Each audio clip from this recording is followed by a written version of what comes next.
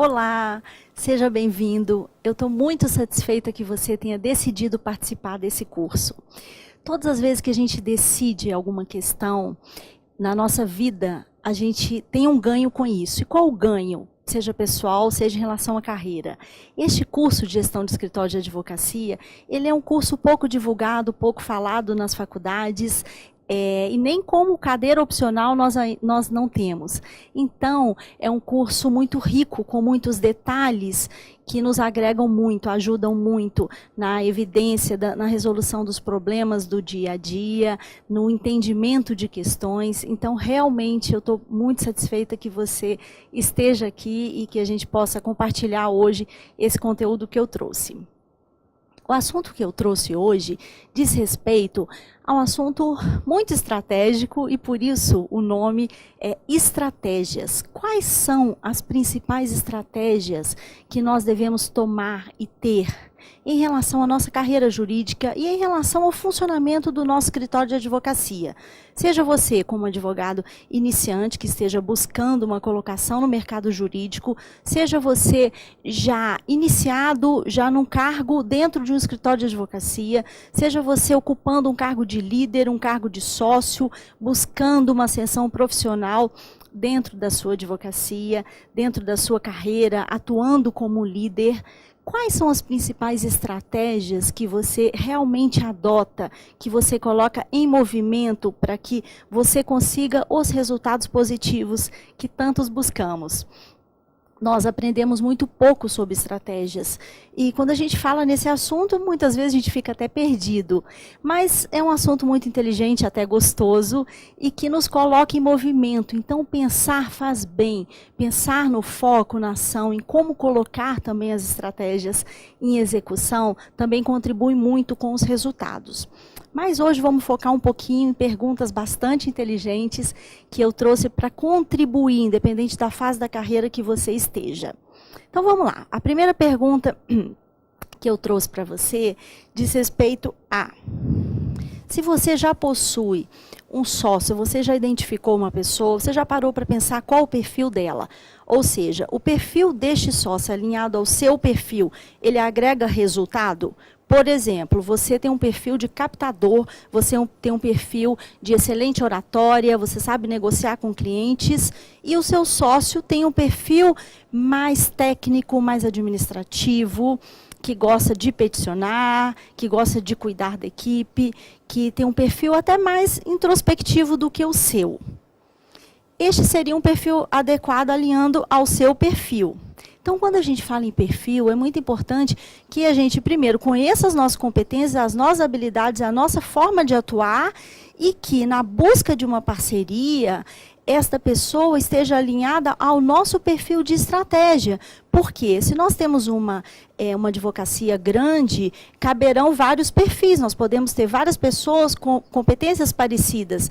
Mas se você está iniciando a sua advocacia agora, e só existe espaço para duas pessoas, você e seu outro sócio, é importante que você tenha estratégia nesta busca do perfil do seu sócio, que o perfil dele seja complementar ao seu, porque senão as mesmas pessoas vão fazer as mesmas coisas. Então, é muito importante ter estratégia nesse momento, ao decidir qual o sócio.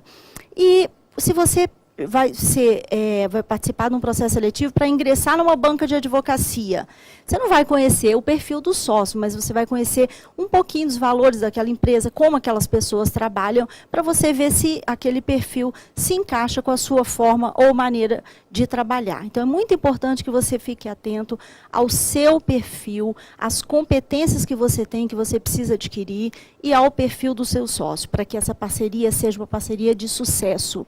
Parcerias são como casamento, relacionamentos. Elas devem ser firmadas para dar certo. A gente não tem tempo para perder. A gente tem que investir em coisas que realmente a gente acredita que dê certo, né? Para que depois toda a jornada de vocês em relação ao escritório e todas as atividades que vocês desempenhem, elas sejam uma jornada realmente de sucesso. A segunda pergunta que eu trago é a seguinte: que percentual ou modelo de parceria nós estabeleceremos? É muito importante que vocês pensem no início. Qual o modelo de parceria com este sócio e, a partir da definição desse sócio, do modelo de parceria, sócio de capital, sócio de investimento, e qual o percentual? Porque muitas pessoas não vislumbram na frente o tamanho que aquele escritório vai chegar. Então, geralmente, os advogados dividem entre si 50-50, retirando despesas. Mas é muito importante que vocês já façam um desenho do quanto e como vocês querem chegar lá na frente para ter uma reserva em relação à parceria. Ou seja, estou iniciando com 2 sócios hoje na minha advocacia, mas eu vislumbro que o escritório seja um escritório grande.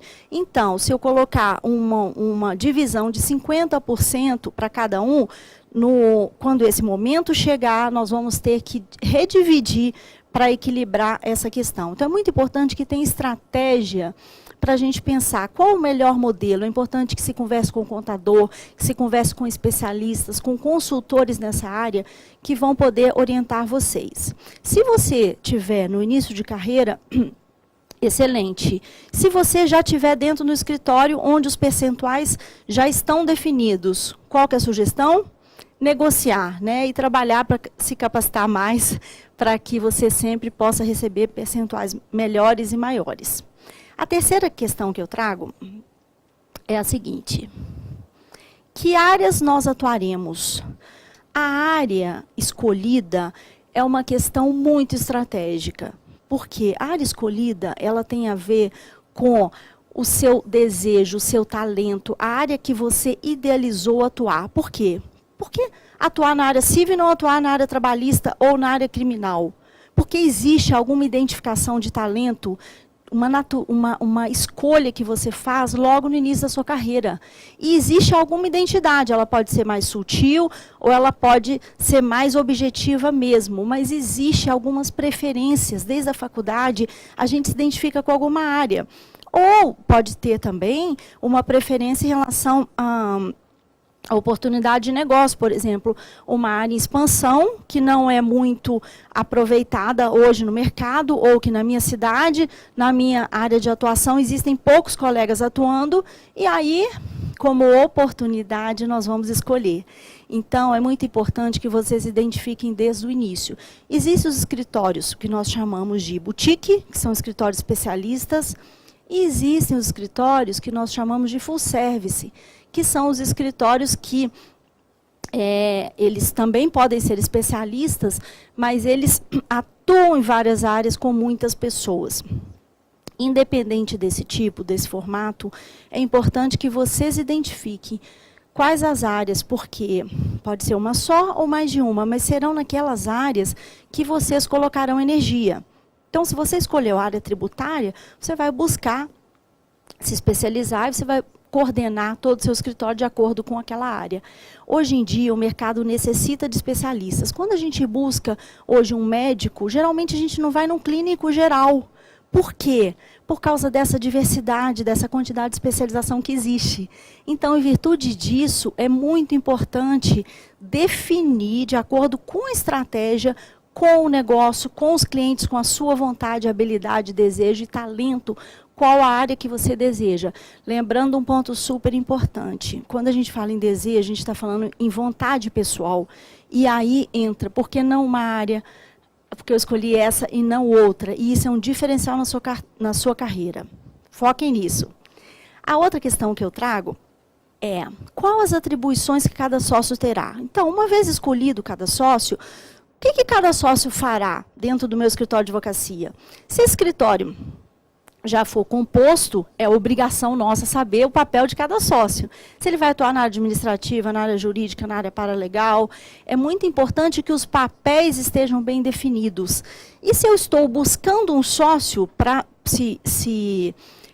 para formar uma advocacia comigo, é muito importante que cada papel já tenha definido, mesmo na parte de captação de cliente, de escolha de local, a parte financeira, quem vai buscar um contador ou não, para que cada um já entre em ação, de acordo com as suas habilidades e competências, para que o negócio já se inicie. E quando a gente fala de gestão, de organização e de estratégia, é muito importante a gente focar nesses pontos. Como captaremos clientes? Esta é uma pergunta que não cala. todos os meus alunos, todas as exposições que eu faço em diversos seminários, em diversos encontros com diversas pessoas dentro da ordem, nos escritórios de advocacia, nas minhas consultorias jurídicas, é a pergunta que não cala: como nós buscaremos clientes? Nós vamos ter oportunidade em aprofundar bastante nesse tema. E hoje eu deixo aqui a pergunta e comece a pensar de forma estratégica. Como você está em relação à captação? O que você já fez até hoje?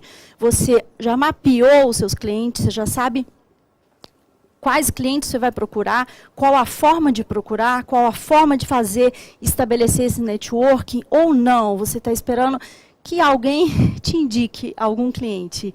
E a dica que eu também já posso deixar é que comece a pensar de forma estratégica. Não é tão... É um desafio, óbvio, buscar clientes e captar, mas faz parte do negócio, faz parte da advocacia, sim, de uma forma ética, de uma forma cautelosa, porque o nosso código de ética impõe certas restrições que nós devemos seguir, mas nós precisamos do cliente, o cliente que vai dar vida ao nosso escritório, além do faturamento, né? O cliente que vai pagar e vai fechar nossas contas no final do mês. Mas pense como você pode captar o cliente. Se você já está no escritório, se você foi promovido como sócio, como líder, e você tem uma meta de captação de cliente, de aumentar a sua carteira de clientes, de aumentar a área, você tem que estar focado nessa questão. Como atuar com o cliente, como atuar hoje no mercado extremamente competitivo, o que você pode fazer para realmente conseguir chegar até o cliente, ser ouvido pelo cliente, ser recebido pelo cliente e conseguir gerar bons resultados para a advocacia. Então, comece a pensar e fomentar essa questão com você, na sua equipe, que você provavelmente vai ter resultados maravilhosos, eu não tenho dúvida. A outra questão é: que tamanho de escritórios queremos, hoje, amanhã e no futuro? Quando a gente fala de tamanho de escritório, não estou falando só de tamanho, mas eu estou falando de um definidor, de um divisor de águas em relação aos nossos desejos e prospecções. Por quê? Se você deseja ter um escritório pequeno, a sua advocacia vai ser um tipo. Se você deseja ter um escritório grande, a sua advocacia vai ter outro tipo, que ela vai chegar mais perto da advocacia de empresas, ou seja, você vai ter que gerir funcionários, você vai ter que gerir pessoas. E esse início de estratégia é muito importante, essa definição. Que tamanho eu quero ser? Hoje, amanhã e depois. Eu quero iniciar pequeno, permanecer pequeno e não ter grandes expectativas, porque eu quero ter uma equipe de 3 advogados, 2 paralegais, uma secretária, um ajudante, uma equipe total de 7 pessoas com faturamento X. É isso que eu quero e que eu desejo? Ou não? Eu quero ter uma grande banca de advocacia, ou eu quero trabalhar num escritório muito grande, que tenham vários advogados, que existam várias áreas, e eu quero um escritório muito grande, eu quero ter filiais por todo o país. Existe uma diferença. E a estratégia, ela está muito ligada a tamanho, sim, porque as ações que você vai tomar a partir dessa estratégia, elas vão ser definidoras de caminho. Então, é muito importante que você foque e que você saiba o tamanho que você quer ser, aonde você quer chegar, porque isso faz parte da sua estratégia. Outra questão é em relação a algumas divisões de competência e composição. Então, eu pergunto, como deve ser a composição do seu escritório hoje? Então, hoje, se o escritório já existe, como é que ele se divide? Qual é a composição? O que as pessoas fazem em cada área de atuação? Como o escritório funciona? Nós estamos falando de gestão de escritório. Então, nós estamos falando uma habilidade de gerir equipes, pessoas e resultados. Então, a composição ela é muito importante. Ah, Érica, eu estou iniciando agora o meu escritório, então existem 3 pessoas, ok. Pare e define como é que seria a composição dessas 3 pessoas. Sempre partam do ponto onde vocês estão. As estratégias, elas existem para todos nós, dependendo do tamanho do escritório. Se eu estou em início de carreira, querendo abrir o meu escritório, se eu estou buscando uma colocação, ou se eu já estou inserida como gestora, como líder, dentro de um escritório de advocacia. A próxima questão: qual será o local do meu escritório de advocacia? Quando nós falamos em estratégia, é de extrema importância a definição do local. Por quê? Se você advoga em Brasília, em Fortaleza, em São Paulo, em Curitiba, não importa o local, mas importa os clientes. Então, quando você define a área de atuação, você já define os clientes. E por estratégia, você vai definir aquele local.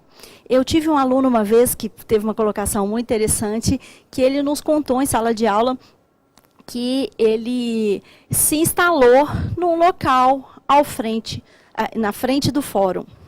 Então, foi um local estratégico. As pessoas saíam do fórum e viam o nome do escritório dele, e ele conseguiu aquele local. É muito importante que a gente pense e estabeleça como o escritório vai chegar, como o cliente vai chegar até o nosso escritório. Então, o local é muito importante. Então, o local, se a sua clientela é uma clientela que se locomove de ônibus, de metrô, é importante que você busque um ponto próximo. Se a sua clientela se movimenta mais de carro, é importante que você busque locais que tenham estacionamento, que as pessoas tenham facilidade com vaga e por aí vai. Então, são estratégias em relação ao local. A próxima questão que eu trago, super estratégica e de uma importância enorme, é em relação aos projetos do escritório. Cada projeto do escritório deve possuir uma estratégia? Sim, todos os projetos devem possuir estratégias. Porque ao não pensarmos e ao não definirmos como as coisas acontecerão, se a gente não tem uma estratégia para cada processo, aquele projeto pode até ser executado, mas ele sai como se ele fosse sem rumo, sem definição e sem objetivos. Então, é importante que a estratégia, ela preceda sim, ela venha antes de cada projeto. Por quê? Até mesmo para a gente realinhar, que já é a próxima pergunta, que tem a ver também com estratégia. A estratégia deve ser necessariamente escrita? Existe um estudo da Universidade de Harvard, nos Estados Unidos, que diz que 70% dos alunos que obtinham estratégias por escrito tinham sucesso nas suas vidas. Seja em qualquer carreira, engenharia, área médica, advocacia, área administrativa. Por quê? Uma estratégia, quando ela é escrita, e principalmente à mão, se você puder não escrever tudo só no seu notebook, e escrever à mão as principais questões, essas questões vão ter uma facilidade maior de serem salvas no seu inconsciente e provavelmente elas vão conseguir entrar em execução mais rápida. Então, é importante que, se você teve uma ideia a respeito de um cliente, de um projeto, de um negócio de atuação, de uma abertura de uma filial, de uma área de atuação, de um perfil diferente de liderança, qual for, você escreva, você comece já a desenhar, a delimitar e a colocar isso no papel, para que isso realmente aconteça. Outra questão que eu trago, também de tamanha importância, é em relação à percepção do momento dessa mudança de estratégia. Então, por exemplo, nós definimos para o nosso advocacia que nós vamos crescer, que nós queremos ter uma filial e abrir uma filial em Maceió. E temos um cliente para a abertura dessa filial em Maceió e estava tudo certo, estava caminhando tudo muito bem, adotamos uma estratégia e fomos com foco, ação, planejamento e metas para conseguir realmente a abertura daquela filial. E depois de 6 meses, esse cliente não nos deu o resultado desejado, que nós desejávamos. E nós tínhamos apenas um cliente em Maceió, ou seja, como esse contrato não aconteceu, o que vai acontecer? Na hora de mudar essa estratégia. Ou seja, vamos buscar rapidamente outros clientes para que a gente permaneça no estado de Maceió e continue com a filial aberta, ou a gente retome e não invista mais dinheiro do que foi investido para que a gente altere. Então, é muito importante que a gente tenha flexibilidade em relação às estratégias. Isso significa inteligência, significa analisar o mercado, analisar toda a situação e até humildade para verificar, falar, poxa, aqui eu pensei errado, eu reestruturei errado, ou eu planejei errado. Então, vamos voltar atrás e alterar essa estratégia de forma rápida, porque hoje o mercado não espera muito que a gente fique errando, embora o erro faça parte do aprendizado e nos coloque numa situação competitiva muito bacana em relação ao concorrente, mas é importante que a gente defina e já decida a reversão dessa estratégia.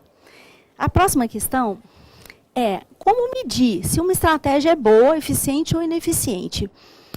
Poucas pessoas na área de gestão de escritório conseguem hoje ter um foco para medição, para resultados. E esse é um tema que eu sou apaixonada, que nós também vamos abordar, vamos ter bastante oportunidade de abordar em outra aula, que tem a ver com o foco, a ação, o resultado contínuo. O que muitas vezes acontece sem de forma alguma criticar? Os escritórios de advocacia, os advogados, por não terem desenvolvido a habilidade ou arte de gerenciar, muitas vezes executam, entram para audiências, sustentações, execução de peças, negociam com clientes, mas na hora da gestão eles podem ter alguma dificuldade, como a gente colocou no início da nossa apresentação hoje, porque nós não tivemos, infelizmente, essa matéria em cursos de direito, nem como matérias opcionais em curso de graduação ou pós-graduação. Então, muitas pessoas, pelo feeling e por alguns cursos que fazem, elas aprendem a gerenciar e vão buscando, encontrando formas e caminhos. E outras pessoas não. E o que acontece com isso? A gestão, muitas vezes, ela fica solta. E uma gestão solta, ela não é medida. Então, foi adotada uma estratégia, colocado um plano de ação para aquele projeto, aquele plano de ação está em execução, mas ele não foi medido. Então, a gente não sabe sequer o resultado. Então, é muito importante, agora vocês estão tendo a oportunidade de ter esta aula de gestão de escritório e que a gente começa a falar e a intenção é despertar em vocês a real importância da estratégia e que você perceba, né, que essa estratégia ela deve sim ser medida. Por que a medição? Porque se ela foi eficiente ou ineficiente, se ela foi eficiente, você vai continuar com projetos para dar continuidade, você vai replicar essa estratégia em áreas, em filiais, com pessoas. Se ela não foi boa ou ineficiente, você vai também alterar a sua estratégia. Então, o fator medição, ele é muito importante quando a gente fala em foco, ação, resultado e melhoria contínua, para que a gente continue melhorando os nossos resultados. E para isso a gente precisa medir, a gente precisa de um parâmetro de medição. Então, pense em começar a medir os seus resultados, ok? Mais uma questão, ainda sobre estratégia. Muitos perguntam sobre planejamento estratégico. Érica, nós somos um escritório pequeno, nós precisamos de ter um planejamento estratégico? O planejamento estratégico, ele independe do tamanho do escritório. Ele é necessário em cada fase, sim. Porque ao planejar, você vai colocar no papel, você vai reunir outras pessoas da sua equipe que também trarão resultados significativos. Se o seu escritório é pequeno, 1 ou 2 sócios apenas, vocês também terão estratégia. Então, eu acredito que sim, vale a pena investir. Nós vamos falar também sobre todas as etapas, todas as fases de planejamento estratégico em outra aula, com detalhe e riqueza sobre esse assunto, mas já pense sobre ele. É muito importante, sim, colocar no papel e criar um planejamento estratégico. As suas ações, as suas iniciativas, onde você vai colocar foco e energia, estarão alinhados àquele planejamento estratégico. Então, é claro que você vai ter muito mais chance de chegar aos resultados que você deseja. A outra questão que eu também trago de bastante importância para a gente fechar esse tema sobre estratégia, que é um tema apaixonante, que é em relação aos clientes. A gente falou da estratégia de como captar. Uma vez captado o cliente, como que a gente faz para a gente manter o cliente, para a gente fidelizar o cliente? Lembrem que o cliente é o que dá razão de existir do nosso escritório de advocacia. Então, pensar nas estratégias para manter o cliente, para fidelizar o cliente, ter um olhar clínico com o cliente, saber atender o cliente, saber falar a língua do cliente, saber alterar uma estratégia, até uma colocação em razão da leitura, se o cliente está gostando ou não, da sua postura, seja técnica, seja jurídica, seja no tribunal, ou seja numa simples negociação ou conversa com aquele cliente. Então, como fazer? Qual estratégia? Quais estratégias você vai poder adotar para fidelizar esse cliente? Hoje o mercado está extremamente competitivo. O que será que faz com que escritórios de contencioso de massa, cobrando o mesmo valor por processo, mantenham os clientes e outros não? Estratégias. Não existe outra fórmula. Tem que ter estratégia para tratar o cliente. Nós somos pessoas, nós somos movidas, além da parte técnica de todo esse conhecimento, nós somos movidas por emoções. Essas emoções vão regendo todo o nosso comportamento. E o cliente não é diferente da gente. Quando a gente vai ao médico e o médico nos olha, nos atende com muita educação, com cordialidade, nos dá um atendimento diferenciado, é isso também que se espera de um advogado. Um atendimento de primeira, um atendimento de excelência, um cuidado na escuta, uma estratégia para analisar o caso, para poder atender e oferecer a melhor solução jurídica. Depois, fechado o contrato, simplesmente a continuidade disso. Um acompanhamento, um feedback, um follow-up de toda a situação. Então, é muito importante analisar que fase nós estamos em relação à nossa advocacia, em relação ao cliente, dentro de um escritório de advocacia, que o escritório de advocacia, provavelmente, se ele cresceu muito, como é que está a excelência no atendimento ao cliente? E o que a gente pode fazer para continuar e para manter? Porque se foi esse cliente ou foram esses clientes que me fizeram chegar ao resultado desejado, ao resultado X, eu tenho que manter, para que eu não perca o mercado, para que eu não perca o cliente. Lembrem que um cliente bem atendido, o que acontece? Ele sempre volta, ele sempre vai falar bem de você, da sua atuação jurídica, da sua equipe de advogados, ele vai te indicar para mais e mais clientes. Então, o cliente é o seu maior marketing, que a gente fala. Pode aparecer todos os tipos de marketing digital, todas as eras que a gente tem agora disponíveis para chegar até o cliente, mas na execução do dia a dia, ainda o melhor cliente é o seu cliente, que vai falar bem de você, que vai falar bem da sua atuação, que vai falar que aquele advogado é de ética, atua com precisão, consegue cumprir prazos, nos dá feedback, retorna a ligação, se compromete com a gente. Então, fique atento como última dica desse tema, que eu acho e acredito ser extremamente agregador nessa área de gestão de pessoas, gestão de clientes, gestão de processos. E fique realmente atento à estratégia de como manter este cliente.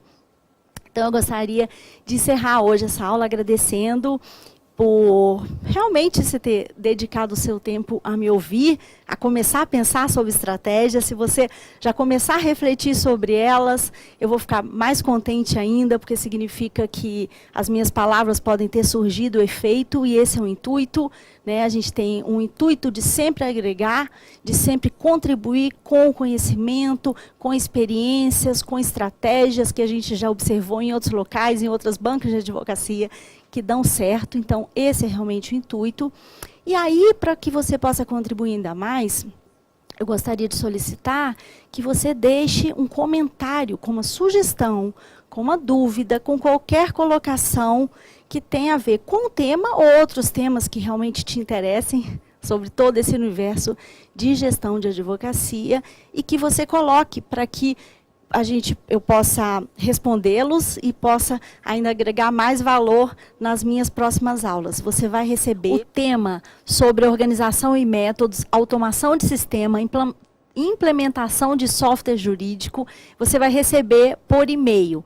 Então, eu já me despeço de você, agradecendo mais uma vez a participação e a presença nesse curso, e aguardo você até a próxima aula.